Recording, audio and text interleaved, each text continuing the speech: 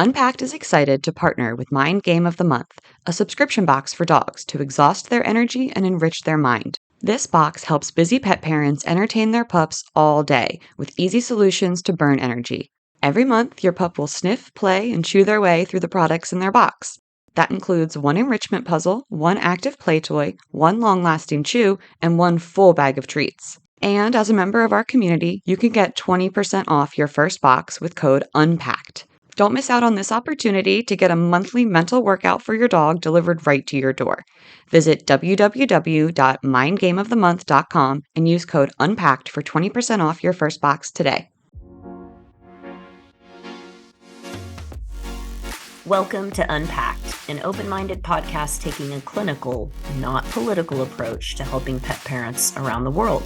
I'm Sailor Jerri, certified dog trainer, virtual dog training revolutionary, owner of Tulsa Pack Athletics, and creator of the open-minded approach. And I'm Mattison, her friend, certified dog trainer and behavior consultant. Together, we have nearly 3 decades of experience in behavioral dog training.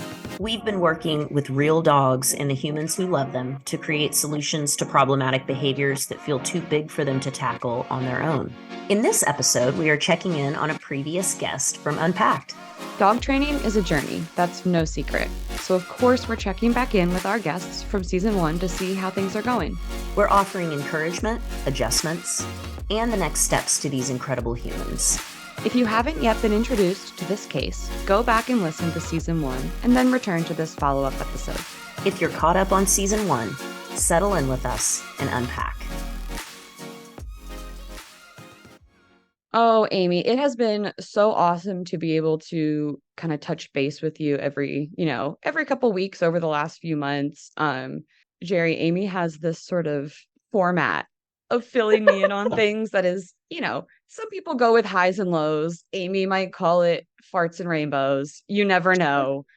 It could be something different every time, but He gives the good debriefs, huh? The good debrief of what's going well and what is, maybe a little bit of a struggle, maybe needs some adjustments, but I know that you have just been doing so much. And so I think what we should do is maybe we'll go dog by dog. Maybe we'll start with Mo, because I feel like Mo has been on a pretty consistent trajectory since we got the plan in place. So talk to me about how things have been doing with our girl. Oh my gosh, Mo's like a rock star. Like, oh, I can't. I'm like, this is my dog. So we actually made it out to one of our favorite parking lots this weekend, and we're getting closer. I love that you have a favorite parking lot. Like, you are one of us. Well, some of them aren't very well lit. There's just sketchy people walking around, and I'm like, yeah, not feeling that tonight. So yes, we have a favorite parking lot, and it stays pretty busy. And with the holidays coming up, they're just getting more busy. So Mo has actually been getting closer and closer to the other cars. The other day there was like, for it. She's really ready for it. She's been really consistently, showing the same neutral behaviors that we're looking for, of not assuming that every creature that enters her, sight line is there to party with her. I would party with her. She's still, yes, she is a party animal. So there was this weekend, there was like a 3-part family, and they were just hanging out in the parking lot with their kids, hooting and hollering. And Mo was like, oh, and I was like, oh my God. Wow. So she gave you that look instead of she going off to do what she wanted to do before. Yeah, that's amazing. Yep. And if she's like a little overstimulated, then I'll do like a scatter, and then she comes back and she's like, there's more. I'd like some more, please. So it's been really fun. We went, several spaces away from everybody. Then we crept up to 5. Then we crept up to 3, and now we're sitting at about like a good solid 2. And that's I'm awesome. Within this week or so, I'll probably be down to 1. So, and I think that now that you have this sort of observation element of it, I think really locked in, there should, moving forward, be some opportunities for interaction now that it's not assumed, right? Because she does want to greet, she does want to go say hey, and we can use that as an environmental reinforcer when it's appropriate, and we can come up with cues to be able to tell her, like, yes, is now we get to go say hey, or like, this is not the time, that's not the person, and we can kind of just have those protocols, because she has been, I think, very consistent. Super consistent. And even, the past few weeks, I was very honest with you. Like, I don't know if it was like starting to fight off some of this crud that's going around, been super fatigued. Members have been at the credit union escalating with their economic issues. And I just been coming home like staring at the back of my head. And I'll just sit there and I'll just toss food. I'm like, I'm sorry, guys, this is all I got today. Yeah. And they're just like so excited. You're home. We get to do things. So it's They really understand that we don't always have a full tank, and we have so much in place with them now. And I remember talking about this at our very first meeting, that once you have been consistent and once you have been disciplined, having days off is like not a big deal. It's part of it, because you've been showing up for them so much that on the days when you just don't have it, it's okay. They are willing to meet you where you're at on those days. Exactly. And the food scatters have been great with all the smells in the yard. So I'll let them sniff a little and they'll be like, okay, let's come back over here. And then there's Mo. We will never be able to convey that exact face over the recording. That was so great. But it's so the good. epitome of happy excitement. Yes. She is such a happy girl. She is. And it's just, for me, even at like my low points, I'll say ready. And she's like, like a border collie staring at you. Wow. This is so exciting. It's so good. So she's really completely graduated from driveway work, hasn't she? She completely has. And we've been walking in the front of the yard when we can. It looks like our neighbor here, one of the sons moved out. So it might be a really great opportunity to get us out in the street again. Because they were having their dog walkers come, or their mom walk the dog, and they didn't have any control over those dogs. So they were running up on us. Thankfully, it was more of a playful type of energy, and it was Mo I was with. So, they would grab their dog and go, and I'm like, okay, that's not safe. I'm not coming out at 8:30. That is not happening, because this has happened twice in 2 weeks, not doing it. And their dogs are bigger than Which is an incredible observation. People need to pay more attention kind of to times when things are going on in the neighborhood like that. That's really good. Yeah, Thank you. Don't be shy to track it, whether you actually have a little notebook or dry erase board and you're writing it down, or just drop it in our Slack Binoculars space. by the Drop window. it in our chat. Right. I'm kidding. Hey, data collection is important. No, okay, yeah. Let's not get binoculars, but the creepiest neighbor. So real quick, just want to ask back, Amy, to some sort of original goals in relation to both of the dogs, with the cooperative care, the vet visits, things like that. Was that both of the dogs, or was that just one? It was both, but primarily Ace, because Ace is deathly afraid of the vet. With all his allergies and things, he has a lot of PTSD from the vet being poked and prodded, and he's also not keen on being uncomfortable. I'm going to put that that way. Same.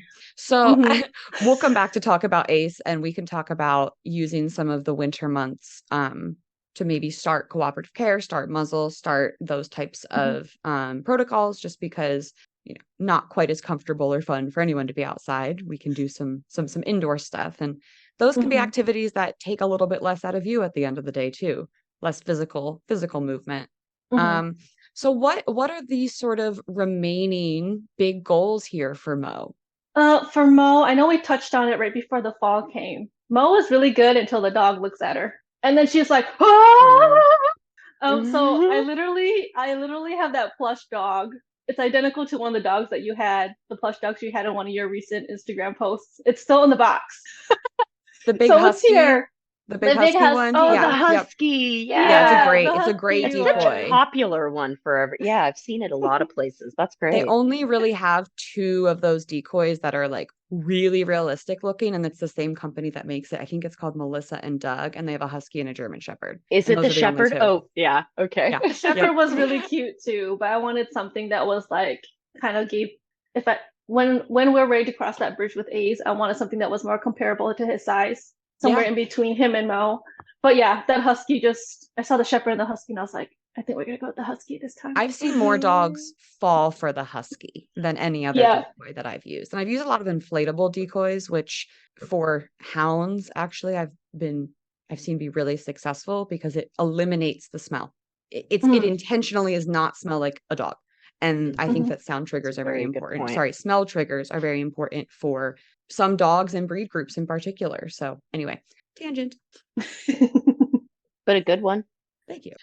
Think about too, if you have any dog people friends who maybe have a dog. And once you're through the decoy, once the decoy is no longer eliciting any sort of reaction from her, you'll be ready to use dogs. And I think that it's easier if you can find somebody that has a, maybe calmer or more neutral dog that they can meet at and stay at a consistent distance from you at a setup location versus trying to work it with dogs that are just moving and grooving on by.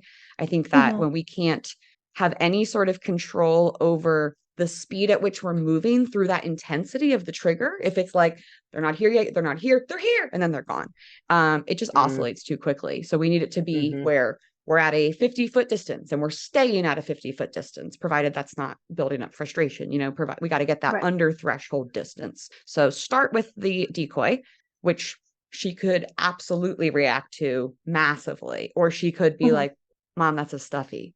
Try again. We'll find out, right? Enzo would not know it was a stuffy. Enzo still thinks that the same tree stump is a squirrel, and we've seen it 750 times. He would be like, no, that's a dog, and I don't care. I filmed Remy meeting the decoy, so I'll post that later so you can watch it. I need to do this. It's great. It's fun. All right, well, let's talk about Ace. So Ace has been a little bit more, I think, fits and starts, just because deep down he's much more sensitive. He is much more, he's a big boy, but he's the more sensitive one. And he has more triggers, and he is triggered more frequently throughout the day. With the sound sensitivity, especially. I find that dogs that are sound sensitive, the progress is just a little bit slower. It's just going to be because they have more episodes. Absolutely. And that's exactly what it's been lately, between the delivery trucks coming more, and he's, like we talked about initially, those big engines, he really does not like them. They make him uncomfortable. They vibrate the house and the ground. He doesn't like that.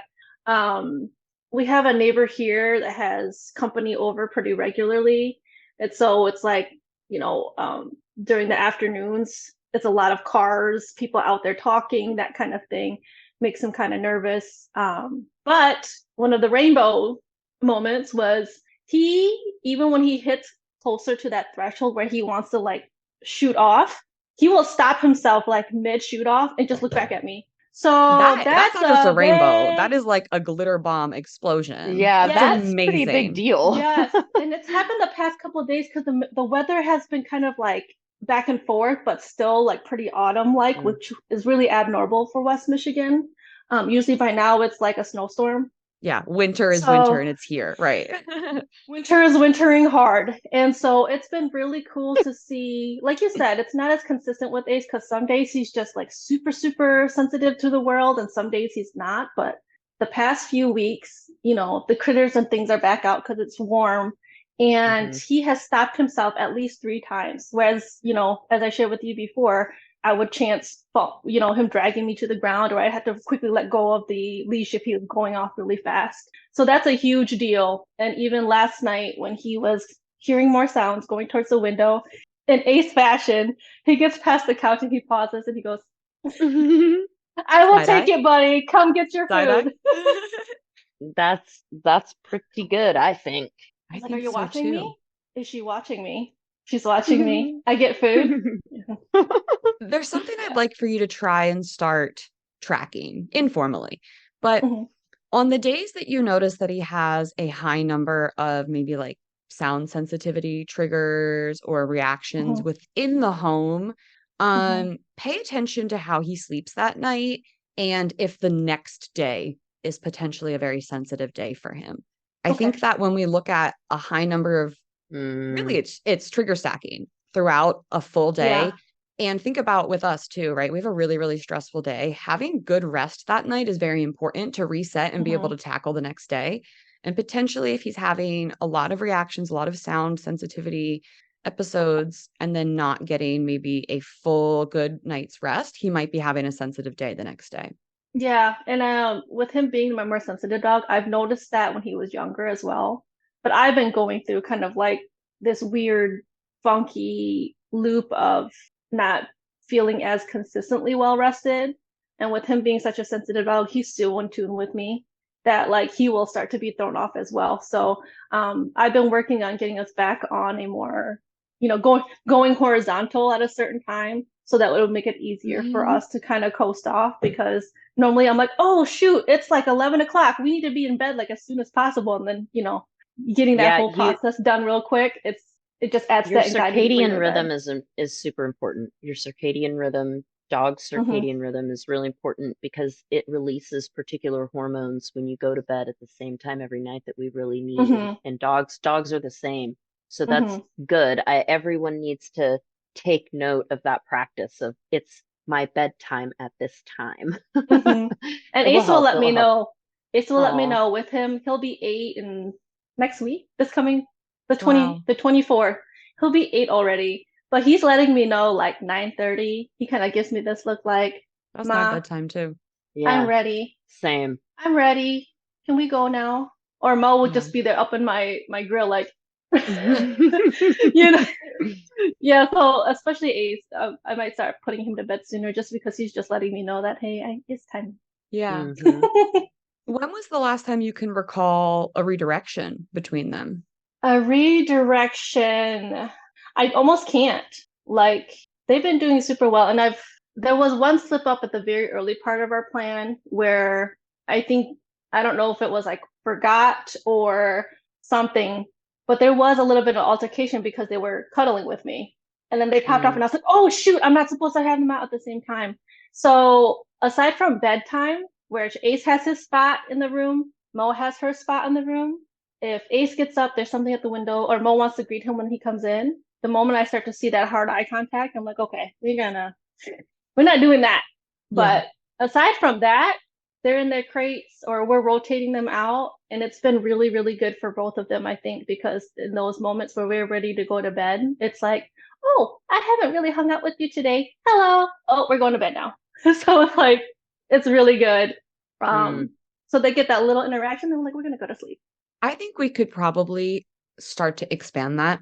I think that they both have so many more coping skills than they had, 6 months, a year ago, that if they're getting 10, 15 minutes kind of in the same room at night, like let's go for 20, 30 and let's be practicing place, taking turns, using some of the time when we're training to have them be around each other, but sharing your attention. And I think that they're ready for that. You could also add in an additional layer of management and get some type of X-Pen to kind of split the room in half and have their beds on either side. And then you're kind of on the sofa in the middle. And you could do that even with the food games, with the food loops. Boop, boop, boop, boop, right? And just tossing over each side. But I think that you also have so many more skills and so many more, active management systems in place with them that not every day push it, but I think follow your gut and as and when it feels right to start to increase their time out together, do. Because we're not seeing the issues that prompted us to need to have the separation. And I know that having them be out and together all the time is not the real goal here, but I do think that there's a little bit more opportunity there to have them coexist even more. Okay, cool. That's nice to hear, I bet. Yes. I remember in September, I was like, September was like the beginning of the leash reactivity course that we started last year. And just to see where we're at now versus where we started. Like I remember posting videos where I was hand feeding them a couple feet apart in the foyer. And we did that, 2-3 weeks. And I remember at that time, I think Ace was going through something. So I actually had like rice and chicken thrown into a bowl because he is so messy, he'll get it everywhere. So that's where everything started. And like now that he almost redirects himself, when he sees or smells a bunny or something, I'm like, this is so That's awesome. The other piece that we are still working on with him is the bunnies in the yard. And Amy and I have ordered some plush bunnies to hide out in the yard to be a visual. And we ordered a bunny pelt as well to be a smell trigger. So we can do some desensitization there. And I think that that's one that we just do a little bit at a time. It probably makes sense to be tackling that more in the spring, when things are going on. Maybe try and start that a little bit before the critters really start to emerge. That way you can sort of just have your fake bunnies be the only bunnies in the yard. Yeah. I'm all about the decoys. It gets confusing. I have some pelts out there, and let me tell you, what do you have in your mouth? Oh, I got you that. Right. Okay. I mean, I don't know. Sometimes it looks real. Guess that's the point now. That is the point. Oh my God, that's funny. So what about Ace with the car? Have we I know we were working with him in the garage. Yes, How's yes. that So going? that's been going pretty well. He that last clip I sent you maybe 2 to 3 weeks ago is still pretty accurate. I think Okay. he's gotten accustomed to this neighbor over here. They've got like a pickup truck and they like to and a Jeep and they like to slam them. And I think Ace has gotten much better with that particular impact because it is closer to the house. There is a little bit more vibration going on. But I think it's the ones that are he's not used to hearing all day. I think it's the Mm. ones on this side where they have company or they're outside talking or there's just some lingering going on. I think that's when he's like, that's not as familiar. I don't recognize that Toyota RAV4, you know. And he's just Right, kind of like, what's right. going on out there, Mom? What's going on out there? And I, at night, I've been trying to figure out what that is. I don't know if it's people are leaving, coming in on that side, but he's been popping off at night. So Can you do some it's just sound been a masking at night? Play like a white noise machine or some like calming classical music Mhm. just to dampen it a little bit. Yes, so we do that all day. Okay. Um, we do that all day, and then at night I used to switch over to like more fire crackling sounds because we didn't need that type of volume at night, but it looks like we will continue that through the evening, especially as those delivery vans come through. He's not Yeah. cool with that. Yeah, we're still working on the delivery vans. I Hmm. think we could do some intentional sound desensitization of those delivery van noises. I think the again, like the winter time, we can prioritize some of these modification setups that can more easily happen inside, where we don't Hmm. have to go somewhere to set them up. Whereas Mo is kind of at, field trip stage, if you will. And they're fun. Like we just get to hang out in the back of our van is like super easy to do. And she just sits on that ledge and she's just like, She does great with it.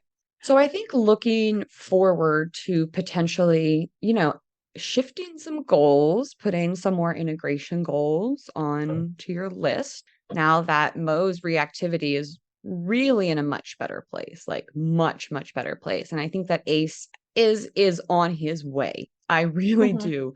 Um, keep an eye out for the episodes that we do with Cammy. So Okay. her episode is about intra-household conflict, and her dogs, Daisy Mhm. and Duke, they are probably two steps beyond where you are in terms of the integration. So you're going to be able to watch their process and say, okay, eventually I could be at that stage. And you can see kind of what that would look like if you really, a year from now, maybe Ace's reactivity is in a totally different place and you really want to focus on the integration. That'll give you a good idea for that framework. Okay. So what else is going on? What are the latest rainbows? What are the latest The farts? latest rainbows and the latest farts. Hmm. We've gone over moles with aces. I think it's because he's touch and go. I almost don't register them as rainbows and farts just because every day is a little different. Hmm.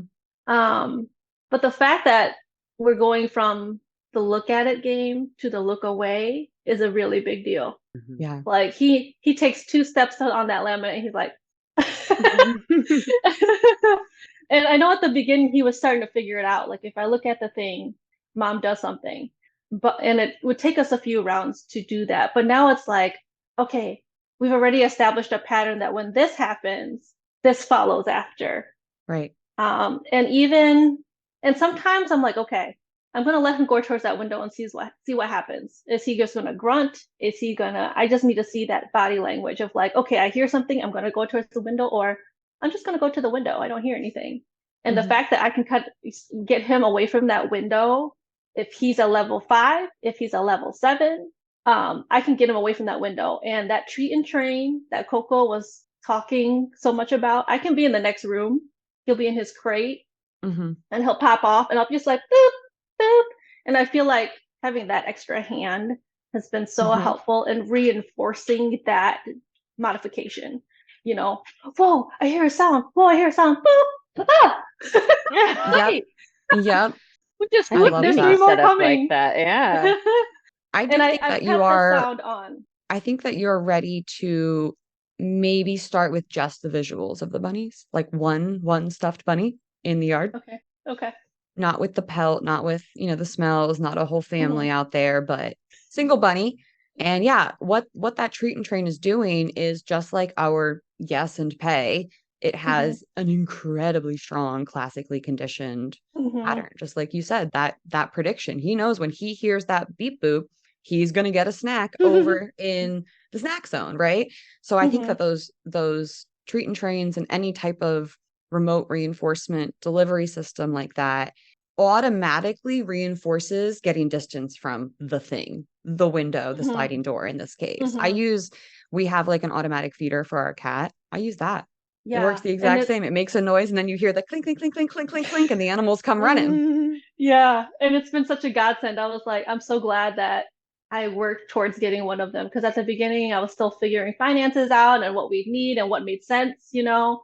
And I remember before we started this type of approach to training, I could not pull him off that window. I could not Right. redirect him. He was going at that Yeah. window like it was the only barrier that was getting him to the other side. And You know, he like was his life depended intense. on. His Yeah. reactions were very intense and physically Mhm. probably were feeling really unmanageable. Yes, yes. And that's one of the reasons why I felt like until I could find an approach that I feel would really work with him, I didn't feel comfortable taking him outside because of the intensity of his reactivity, you know? And so that has been one of the biggest things. It's like no matter how bad things get, it's never to the point where I have to like really assert myself to get him off that window, you know? And he hasn't really redirected towards me. He's just like, oh, food zone. Oh, I gotta go get my food. Excuse me. Excuse me, Yeah. mom. I gotta go get my food. So that's been really cool. Some days we go through a lot of the food because he hears so much out there, and some days we don't. But you know, we just work on what we have. I found some treats at Target that are kind of like mid-value. He really loves those. They're in little cute gingerbread shapes, and I just kind of pop the limbs off and give them to him. A lot goes a long way with this guy. I pop off Yeah. 2 limbs and he's happy, you know? Amazing. But he loves it, and I haven't had much use for the highest value treats, our turkey jerky or our chicken jerky. I used That's to have to use those amazing. all the time, over bunnies, over the sight of our neighbors, over, you know, oh, the other day he saw the Dutch Shepherd outside. He gave it a glance and he followed me back inside. Oh, that's awesome. Oh my I'm like, gosh. it's my dog. Is that the Holy shit! nemesis? Is that the It's nemesis happening. dog for him? That's one of the nemesis. Okay. Dogs, Mm. Okay. period. Dogs, period. But All dogs. all dogs. But these 2 dogs out here, there's a Dutch Shepherd, there's like a poodle, and then there's like one other, I can't remember what the other one is. Looks like some sort of retriever. But they play out in the front yard with their owners all the time, off leash. Very well trained dogs. Hmm. And so every now and then Ace will see like something go, and he's like, "What's that? Wait, wait, there's something out there, Mom. Did you know?" So the Yeah. fact that and the dog, I think, glanced at him as well. So there was that moment, and then it was very quick. And I was like, did Ace actually see that dog, or was that just me that he actually saw that dog? I was like, Oh, he saw it. he saw the dog. He saw the dog. It's Ace. He saw the dog. Right. He's like that human at the club that's always looking, like checking for somebody. That's Ace. Scanning. Scanning. Yeah. Just scanning all the time. Well, Scanning that that sounds was like a turned down for huge what? win. super, super cool. Because normally it's I see, I smell, I go. Like, Mhm. and oh, you are back there. Sorry. And I love that. Well, yeah, what I almost questions forgot do you about have that. for us? So I think the only thing that's really left is, you know, what not only like where do we go from here, which we touched on, you know, the X Pen and Mo and her field trips and Winter Rising kind of like our regimen. Is there anything else with, especially with Ace's barrier reactivity, is there anything else we could do for him, or is it just something we have to continue? Is it like just a matter of time kind of thing where we kind of continue what we've got in place and move forward with what we've got in place? That's kind of my curiosity. Is there a stone left unturned with that guy? Are you waiting for me? Oh, I thought Madison was going to say something, and I'm like leaning in to hear it. No, what I think is whenever you see So like these things that you're seeing that are milestones, these small little Mhm. things, that's the Mhm. point where just remember this, 1% better each day. So it's you stack just a little bit on that when you see consistency. So like if you're working on a particular thing, my kind of rule is it what percentage are you doing it at? Is it 90%? If it's 90% or greater, you're doing pretty good. You can maintain that, you can move on a little bit. But if you're trying something and it's like every other time is a hit or a miss, you really probably should stay there because you're not your batting average is not great. You know, at that point it's like I think about everything like A, B, C, D, like just like a Mhm. grading system. And if you're at 50%, well, that's enough. You know, I go we with don't need to about be moving on. 80%. I think about Do 4 you out do of you do 5, 80? 80%, 8 out of 10, 4 out of 5 times. If you're having success, 4 out of 5 reps, you can push it. That's my sort of average. Now, dogs are different in terms of their resilience too. So some dogs you may Ooh, feel we like were going to talk about that before. The resiliency of ACE may be a lot lower. lower, which means you may Mm-hmm. want to get 5 in a row before moving on. You know what I mean? Whereas with Mo, a fail, which a failure just means that they didn't meet the criteria, which is not the end of the world. But what we're saying is that for Ace, it may be more important to set him up to be successful and to set that Yeah. criteria up so we know he's going to be successful because Mo can handle a miss a little bit Yeah. easier. She'll bounce back a little bit quicker. Yeah. Mm-hmm. Yeah. She's like, oh, there's still more food in the pouch. And honestly, that's one of the many reasons why I just kept him literally the station in the garage is like midway through the garage. That garage door is halfway open. I make sure to pull Yep. my van out so he can actually see out there and have space. But even when he reacts, he's like taking 2 steps. You know what I mean? He's like just announcing that, hey, I'm here and I'm not okay with this. And we're able to scatter him until he kind of calms down a little bit before I can put him back on the station. So that's a huge deal, you know. So it's just for me watching his body language and trying to understand what he's okay with and what he really is like. I need to be like as far back into this garage as possible because I don't feel okay with this kind of So deal. I would adjust that setup then. I would think Okay. if we are still doing the same setup that we were a couple months ago, that we need to make it way Mhm. easier. I think no visual. In the garage Okay. with the sounds of the world, no Yeah, visual. I Okay. agree. So close the door and everything else stays the same. We're going to make it even easier. Now we're just working on the sounds. Okay. And That's we are going, that's not abnormal either, Amy. I no. mean, I see that a lot where I'm like, this particular setup that may work for 5 other dogs is just too much for that one dog. It's normal. And you will go faster by going slower. Yes. Yeah. That's By what I taking the remind step myself back, with you're him. going to see the progress. Yep. Yep. I remind Absolutely. myself a lot with him because, like you said, he isn't as resilient as Mo, and he is very, very sensitive to me, to the environment, to any changes in the environment, to many Mhm. moment-to-moment changes. And so for me, it's like, okay, where are we at in this moment, and what can I do to help him feel a little bit more confident or feel a little bit more comfortable, so that even if we are just going to potty for a few minutes, what is his whole demeanor in that moment? So just like you said, just taking a back seat and having him show me where he is, Yeah. what does his movements look like? Is he really jerky today? Is he really nose to the ground today? Is he really twitchy today? What smells are in the air? Is that Dutch Shepherd out running back and forth with their owner? There's neighbors he's not familiar with coming down the hill at the side of their house, and they're making rustling sounds, so I guess the opportunity in the season is that we're preparing for the next season. So things Yes. are changing. So I'm learning, okay, there's a lot going on outside for him to receive. How is he doing with that? And how can I use what we have in place to help him feel a little bit more comfortable? I don't think he's ever going to feel comfortable with humans coming down the side of this hill right here, possibly. But at least he'll get used to seeing it and being like, Mom just threw some chicken jerky. I think I'm a little bit okay with this. That Yeah. happens, chicken jerky just drops to the ground. It's wonderful. It's raining Yep. chicken jerky. You got it. That's the idea. That's the idea, of course. All right, Amy, So, I'm going to be in touch within the next couple of weeks. We're going to get your aftercare set up and we are going to keep plugging and chugging towards these goals. But thank you okay. so much for your time today. We Yep. made it. We made it. All right, we'll talk to you soon.